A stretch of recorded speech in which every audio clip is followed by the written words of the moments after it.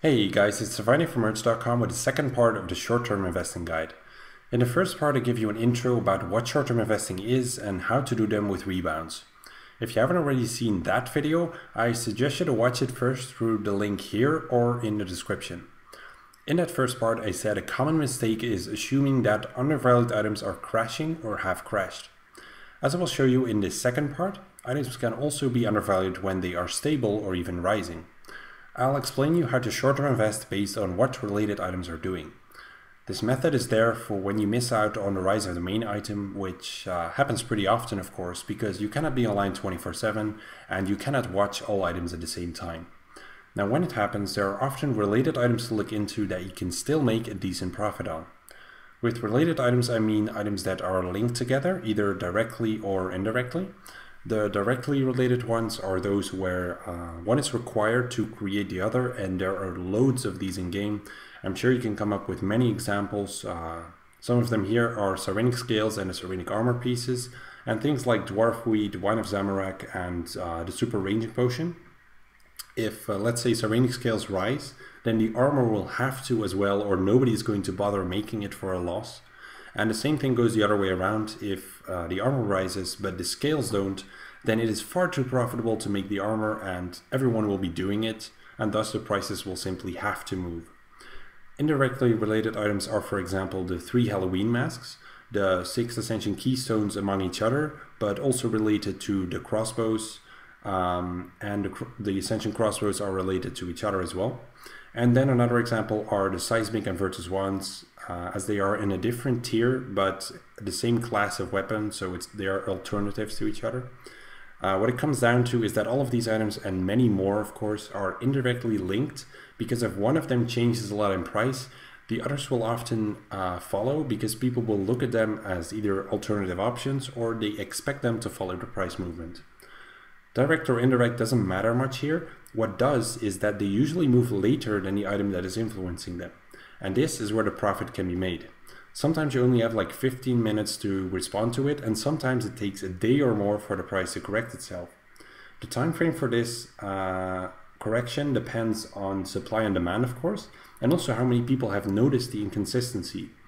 Items that are price checked in a price checking friend chat usually catch up pretty fast, as word goes around really quick, as there are simply a lot of people watching those items. Like party hats, for example, people are literally always looking for some kind of ratio between them, and they act upon it, even though this ratio changes all the time anyways, but it's simply something people like to do. Then on the other end, if let's say rocktail soup, rocktails, tuna potato, and sharks all rise a lot, but cavefish doesn't, then it's less likely to correct as quickly, if it even does that at all, because a lot less people are watching cavefish. Now to me, the easiest thing about short-term investing in related items is knowing which items to go for. All you need for this is knowledge of the game, which you simply get through playing it, and after a while you just understand where things fit in. So knowing which items are related to each other in some way is essential for this kind of short-term investing. This is not only useful for the short-term investments, but also for update investments, in case your preferred item to invest in for that update is already quite high because of something else. Now, for example, if Seismic Wands and Singularity start rising now, I don't think I need to explain to you guys to look into the Noxious Staff and the Virtus Wand and Book. Then, if Adamant Ores rise, for example, the next best option for training at the Artisan's Workshop is of course Mithril Ore, and there happens to be a great example of a short-term investment for these in the past weeks, which I'll show you here. You can see that ores had been dropping pretty steadily for a while here, and the first thing you need to do is understanding why. Items rarely just drop, only when someone randomly floods the market with supply for no reason other than being tired of the item. Like I said in the first part, you must understand why an item has crashed before buying into it. If you don't know, figure it out, or it's probably better if you don't buy. Now in this case, ores crashed because of the Araxor boss release, which not only drops ores, and thus increase the supply, but it also decreased the demand because people are more focused on this update and thus don't really spend the time using up the ores. Now if we look at the graph here around the 4th of August, Adamant ores rebounded on the graph, but in reality it probably started a day earlier. Now this was an awesome short-term investing opportunity by itself, as it was a pretty nice rebound, but if you missed out on it, then Mithril Horse were still worth looking into, both as short-term investments for a rebound and as a related item. They were crashing 5% per day at this point, lagging behind on Adamant Ores on the GE graph. As you know, 5% is the maximum they can crash, so we can safely assume they were well below the 690-ish or so on the graph here on the 4th of August. My guess is just above 600 each, which they were likely buyable at for about 2 to 3 days. So if you started on the 6th of August at around 610 each, you could probably have sold them at around 670 each on August 8 or 9. It's not a spectacular short-term investment, but it's still about 10% profit, and it's a good example of a related item lagging behind on the main item, which is an opportunity for profit. Now, the most difficult part about short-term investing in related items is knowing whether to actually buy and for what price. If seismic ones rise, for example, it doesn't necessarily mean that Virtus ones will rise too. For all you know, seismic ones will simply come back down right away, and there you're sitting with your Virtus ones. Now, if you did buy in on Virtus ones before their price started going up, then you're not really taking too much risk, and you can usually break even if it doesn't work out. In most cases, however, you'll be instant buying because you have limited time and you don't want to miss out on the rise. Instant buying when an item is starting to rise also helps to boost the rise, which is positive for you. Now, you can of course try to non-instant buy, but in many cases it's not going to work out too well and you'll miss out on the opportunity. Of course, instant buying means taking more risks, and you need to know where to draw the line for your maximum buy price. That's really important. As you can guess, this line is different in each case. I know it's not what you like to hear, but it's the truth. And this makes it quite a challenge. You could set yourself a rule to no longer buy an item once it has risen a certain percentage or once a certain amount of time has passed, but you'll probably break it when you think a pretty extreme rise is coming up or when there's simply a lot of potential. Now, during these panic moments, a lot of money can be made, but also lost. So you're definitely going to burn your fingers often when doing this, but you should improve and learn to read the market better over time. Personally, if I miss out on the beginning of a rise, I usually just try to find out as soon as possible when an item started rising and at what price. If I feel like it's too late to buy in and there isn't enough potential left to rise that would make it worth the risk of buying in, then I simply pass. A recent example were onyxes. People were asking me whether it was a good time to buy when they were something around 3 mil each, I believe, coming from 1.5 mil each like 1 or 2 hours ago. That is taking some serious risks there. In this case, it is simply better to accept the fact that you're way late and simply skip this one for an hour. You're going to be risking way too much. There were plenty of short-term investment opportunities after it crashed back down anyways, and there will be plenty in the future. You can be prepared then and just try again. Now, I'm sure you're sitting there with the question, this is all great and stuff, but how do I actually start one of these short-term investments? So first off, you need to find an item that is making some drastic price movements. You might find it through research, you might see it in a friend's chat, a friend might have told you, or you ran into it while you were looking for flips. How you found it doesn't really matter much as long as it's legit, so it's not someone manipulating in a chat, for example. What does matter is why it is moving a lot in price, which you need to find out, of course.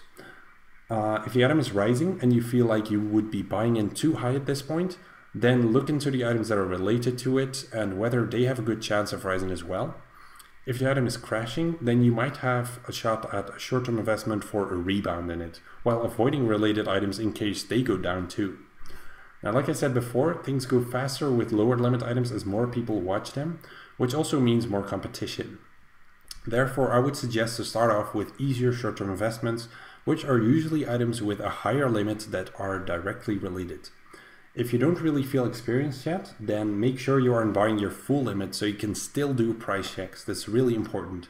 You could also use another account to do this on, but you really need to be able to do these price checks because they help you to follow the price movements and they give you an idea of how the item is doing, which in return gives you more confidence as you're not left in the dark.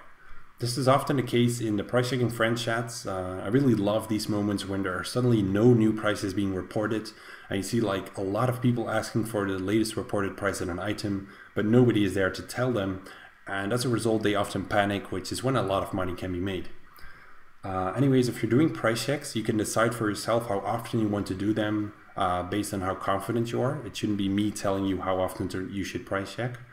If you feel like the market is about to reach a tipping point though, then you can do them more often, like let's say once every 30 minutes or so if you're not sure about it.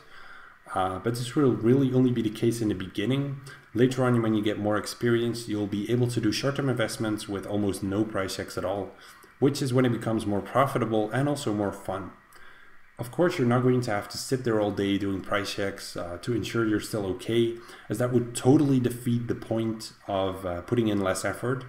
The purpose of short-term investing is obviously to spend less time to make the same or more money while also learning a lot about merchanting, because in my opinion, short-term investing is really one of the best methods to improve your merchanting. Now, if you're doing okay with short-term investing into the higher limit items, then you can try out some lower limit ones. You have to keep in mind that these often move much faster because more people are watching them. Items with a limit of 10 per 4 hours are difficult here because there are no friends chats price checking them. You definitely need more accounts to price check these. If you're worried about losing cash, you can put them back in for the price you bought them at, which also gives you a bit of an indication of how long it takes to resell it. If this is too long, your item might not be working out and it could be a good idea to sell off now. Things are easier for items that are price checked in a friend chat, of course, because people will report the most recent transactions and you can judge how the item is doing by simply seeing how many people are instant buying, how many reports there are, and whether anyone is instant selling yet. The live graphs and merch also help you through the historical data, as you can look into previous short-term investing opportunities for some more insights. In the future, you'll also be able to overlay the graphs of any items you want on the same graph in Tier 3 VIP, which should be extremely useful for short-term investing. I'll make a video about that when it is released. Then finally, we come to knowing when to sell. Like I said in the first part, short-term investments usually last up to 48 hours, but when it comes to related items, it can also be as little as 30 minutes. The lower the limit, the faster you often end up selling. Basically, the item has a certain potential to rise, and the majority of that will usually happen early on when everyone's watching it happen. Unless the item is looking good for a long-term position, then you can hold it longer. Now, what I usually ask myself is how much are people really going to be willing to pay for this item right now? If the item is not related to any update, then don't expect too much. Finding the peak is simply always trial and error, but the better you understand the market, the easier this will be. Of course, finding the best sell price is really a challenge, which you will constantly need to work on, but you'll get there. So to summarize this guide, if an item is starting to rise and you missed out, then find out why through research and your knowledge, of course. Evaluate the potential of related items. Then consider instant buying the most appropriate related item because there are always multiple. Keep an eye on the price movements and sell when the potential seems to be running out. And that's it for the second part of the guide. I hope you can get on your way with short-term investments now. If you have any questions, then feel free to leave them in the comments below. Take care guys, and I'll see you all again next week for another video.